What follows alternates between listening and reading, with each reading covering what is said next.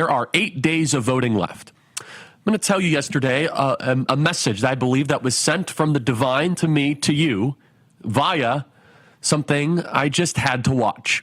No, it wasn't the Madison Square Garden rally. We will be talking about that. But like any good Chicagoan, you have an attachment to Bears football. Duh, Bears. Duh, Bears. If you grow up in the suburbs of Chicago, it's in your blood. It's in your upbringing. In fact, the old joke is if you have to go fight traffic, do it during a Bears game because you could fly down the Eisenhower during rush hour if the Bears are playing and you could just skim on by. The whole city comes to a standstill.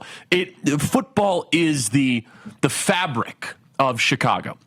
In fact, growing up, every single coach would talk about the 85 Bears and Walter Payton and Mike Ditka and the greatest defense ever assembled.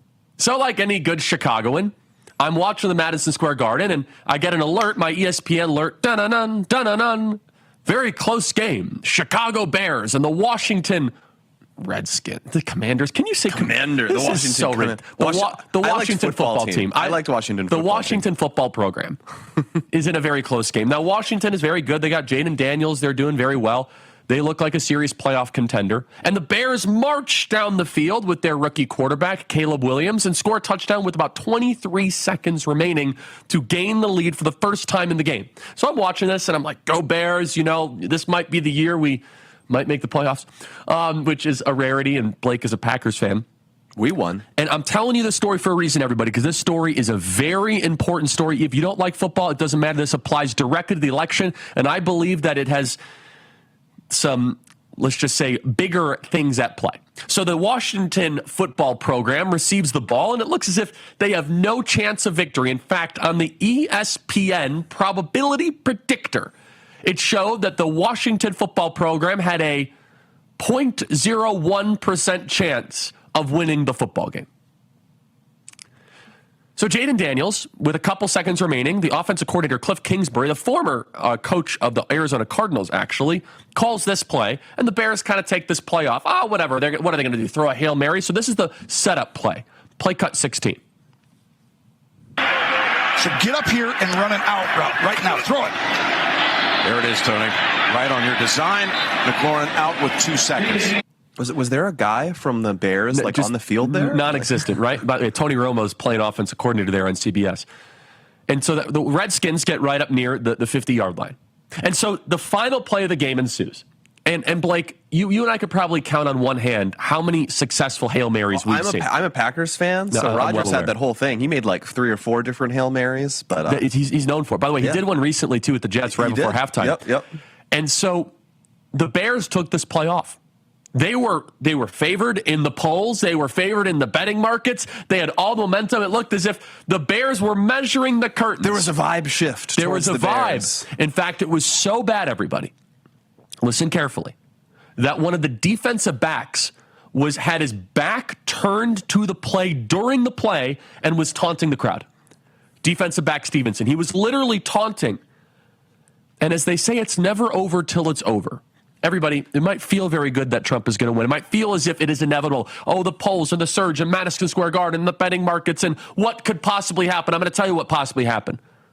Hail Marys can work sometimes, especially if you take the play off. If you don't blitz and you run the stupid scheme of that Bears coach, Elberfluss, whatever his name is, who should be fired. He rushed 3 guys with the quarterback spot. What are you worried that Jaden Daniels is going to run 58 yards for a touchdown on the last play of the game?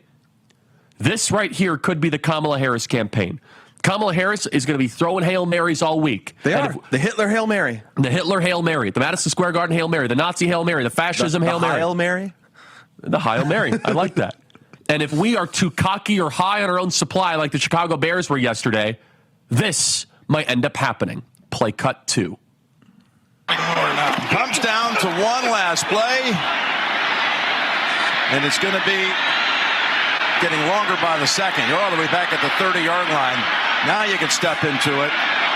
Here comes the Hail Mary with the game on the line. And the ball is caught! Caught! It's a miracle! It's Noah Brown! The guy who was gloating, by the way, is the one who deflected it into the... And we're gonna show that. By the way, for those of us that are Bears fans, that is like a knife twist up. It is as bad as it gets. I liked it. But I'm aware, but maybe God or the forces to be wanted me to see that, to tell you guys a message that could be us these next 8 days. And by the way, it will be a million times worse than some football game, regular season football game of Jaden Daniels, Caleb Williams. Who cares? Okay, football. We're talking about the future of the civilization. Now, I'm going to show you this because there is an aura of confidence that is bordering on cockiness in Trump circles right now. And the only right answer is we're going to play to the last play and not celebrate, chase votes, and chase ballots. You got to thread the needle between confidence and cockiness. And also, the Bears took the play off. They didn't blitz. They just, it's a Hail Mary. Those never work. Gets batted down, whatever. Well, actually can work. And yes, Donald Trump has the momentum. Now look at this cut here. This is cut 3, defensive back Stevenson, who is literally celebrating during the play. He said, there's no chance. His back turned to the play and taunting the crowd. How often have you guys heard on cable television, well, we can't take our eye off the ball? Here, in manifested, is Stevenson taking the eye off the ball. Is that going to be our movement the next 8 days? Are we going to take the eye off the ball? Are you guys going to think Trump is going to win and you're not going to go find those extra 5 voters and find those extra 10 voters and go chase those extra 50 ballots? Stay focused, because it is not over until it's over. You keep your eyes on the ballots the same way that Stevenson didn't keep his eye on the ball. And one of the most remarkable and just like numbing clips I've ever seen. Here is cut 3 of the defensive back who ends up swatting the ball into the hands in the end zone, taunting the command, or whatever, the Redskins fans during the play. Play cut 3.